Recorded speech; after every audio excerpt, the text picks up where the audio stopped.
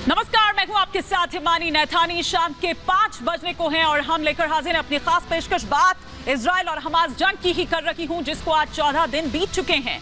लेकिन ये जंग अब यहीं तक सीमित नहीं रह गई है, बल्कि इसका दायरा बढ़ रहा है। इजराइल के खिलाफ अब कई मोर्चे एक साथ खुल गए हैं।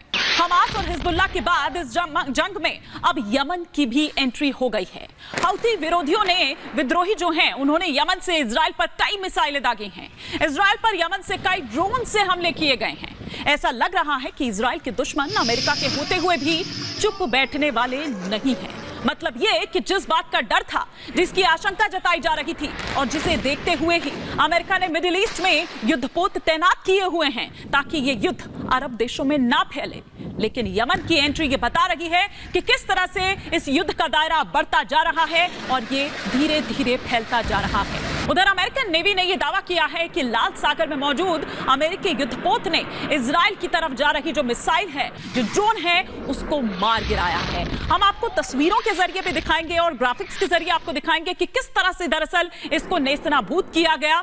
लेकिन इस वक्त जो एक और बड़ी खबर आ रही है और साथ ही साथ जो कुछ और जानकारी यहां पर आपको देनी जरूरी है, ग्राफिक्स के माध्यम से पहले वो जानकारी भी आपको फटाफट से दे देते हैं और फिर उसके बाद हम आपको दिखाएंगे कि किस तरह से लाल सागर में जो युद्धपोत है उसने इसको नेस्तनाबूद कर दिया। इजराइल हमास जंग में कूदे हैं। अब कौन? खूंखार हूती जो हैं। ये 14वें दिन की बड़ी अपडेट जो एक एक कर आपके सामने आ रही है। हमास को हूती आतंकियों का अब साथ मिल गया है।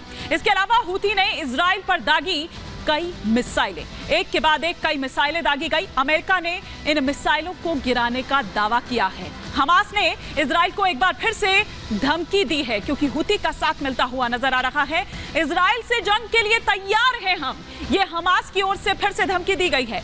चीन ने फिलिस्तीनियों का मुद्दा दरअसल इस दौरान उठा दिया। रूस ने ब्लैक सी में तैनात किए हैं जो हथियार जो हैं, और साथ ही साथ हम किंजल की जिस तरह से बात कर रहे हैं, ब्लैक सी की अगर बात करें तो यहाँ किंजल से लैस MiG-31 तैनात किया गया है।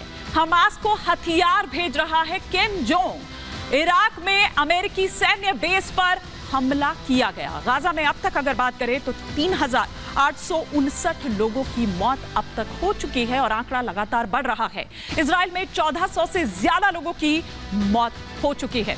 लेकिन साथ ही साथ अब मैं जिस बारे में आपको यहां पर बता रही थी कि किस तरह से दरअसल ये हमला किया गया है हूतियों द्वारा, एक बार जरा वॉल ग्राफिक्स के जरिए हम आपको समझाते हैं, मैप के जरिए समझाते हैं कि किस तरह से दरअसल ये हमला बोला गया। ये देखिए, ये यमन आपको यहाँ पर नजर आ रहा है, ये इजराइल आपको यहाँ नजर आ रहा है और इसके उत्तरी इलाके की अगर हम बात करें तो वहां जहां जो हूतियों का दरअसल गढ़ है और वो हूती विद्रोही किस तरह से अटैक करते हैं। यहां से ये जो मिसाइल है, क्रूज मिसाइल, और साथ ही साथ जो ड्रोन जिसकी बात की जा रही है, वो यहां पर अटैक करता है। और ये जो आपको यहां पर नजर आ रहा है लाल सागर में जो युद्धपोत जो तैनात यहां पर है, ये अमेरिका का वो युद्धपोत जिसके जरिए ये दावा किया जा रहा है कि दरअसल यहीं से वो डिटेक्ट किस तरह से किया गया और उसके हमले को किस तरह से नाकाम कर दिया गया। ये दरअसल अमेरिका की ओर से दावा किया जा रहा है। तो ये यमन जो अब जिस तरह से उसकी एंट्री हो चुकी है और जैसा कि पहले भी ये डर जता रहा था अमेरिका, यही कारण है कि ये जो आपको यहाँ पर इसकी पोजीशन नजर आ रही है, इसको इसीलिए तैनात किया गया था। तो ग्राफिक्स के जरिए और सिलसिलेवार तरीके से हम आपको दिखा रहे हैं कि किस तरह से मिसाइल का संभावित टारगेट क्या था, यहाँ से ये अटैक किया जाता है और सीधा इजराइल, और साथ ही साथ ड्रोन से भी अटैक किया जाता है। वो युद्धपोत जो उस वक्त वहां लाल सागर में था, उसने उसको नेस्तनाबूद कर दिया है। लेकिन आगे बढ़े उससे पहले हम आपको यह बताते हैं कि आखिर हूती हैं कौन। फटाफट से वो जानकारी भी आपके जो टेलीविजन स्क्रीन पर इस वक्त आ रही है वो आपको बताते हैं कि दरअसल हूती का क्या काम है, हूती कौन है, और अगर जब वो इस युद्ध में आ चुके हैं, उनकी एंट्री हो चुकी है, तो इससे क्या होगा। हूती विद्रोही एक खूंखार आतंकी संगठन है। शियाओं का ये एक बड़ा आतंकी संगठन है। 1980 के दशक में यमन में इसका उदय हुआ था। यमन के उत्तरी क्षेत्र की बात करें, जो कि मैंने पहले भी आपको दिखाया मैप के जरिए,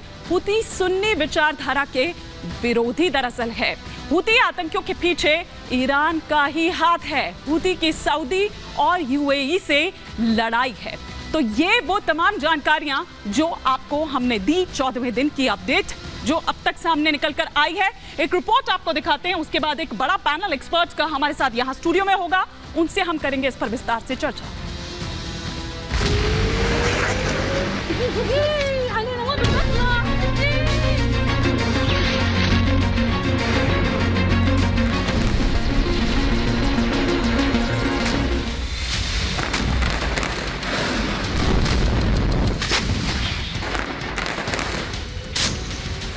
इजराइल और हमास के बीच चल रही जंग 14वें दिन भी जारी है। इजराइल की तरफ से गाजा पर लगातार एयर स्ट्राइक की जा रही है। हालात ये हैं कि हमास के आतंकी अब सुरंगों में छिप गए हैं। इजराइल की एयर स्ट्राइक में हमास बुरी तरह से तबाह हो गया है। यही वजह है कि अब मुस्लिम ब्रदरहुड के नाम पर हुती विद्रोही हमास के साथ खड़े हो गए हैं। हुती की तरफ से इजराइल पर मिसाइल दागी गई। इससे पहले लेबनान का आतंकी संगठन हिजबुल्लाह की तरफ से भी इजराइल पर बमबारी की गई थी। हमास और इजराइल के बीच जंग 14वें दिन भी जारी है। लगातार एयर स्ट्राइक के माध्यम से हमास के आतंकी ठिकानों को पूरी तरह से ध्वस्त किया जा रहा है। इस बीच मुस्लिम ब्रदरहुड के नाम पर हुती विरोधी संगठन भी इजराइल के खिलाफ इकट्ठे हो गए हैं और अब लगातार इजराइल पर हमले किए जा रहे हैं, जिसमें मिसाइलें भी दागी जा रही हैं। आपको बता दें कि इससे पहले लेबनान के आतंकी संगठन हिजबुल्लाह की तरफ से भी इजराइल पर मिसाइल दागी गई, जिसका जवाब मुंहतोड़ तरीके से इजराइल दे रहा है। गाजा जंग ने मुस्लिम देशों की टेंशन बढ़ा दी है। यही वजह है कि मुस्लिम देश भी अब एक्सरसाइज कर रहे हैं। उधर ईरान भड़काऊ रवैया अपनाए हुए है। नॉर्थ कोरिया का तानाशाह किम जोंग उन भी जंग में अपनी साइड चुन चुका है। तानाशाह किम जोंग के हथियार भी हमास के पास पहुंच रहे हैं, जो दुनिया की टेंशन बढ़ाने वाली खबर है। गाजा जंग ने मुस्लिम देशों की टेंशन बढ़ा दी है। ईरान की तरफ से एक बात कही जा रही है कि वो हमास के साथ है, वहीं दूसरी तरफ नॉर्थ कोरिया ने भी जंग में अपना पक्ष चुन लिया है।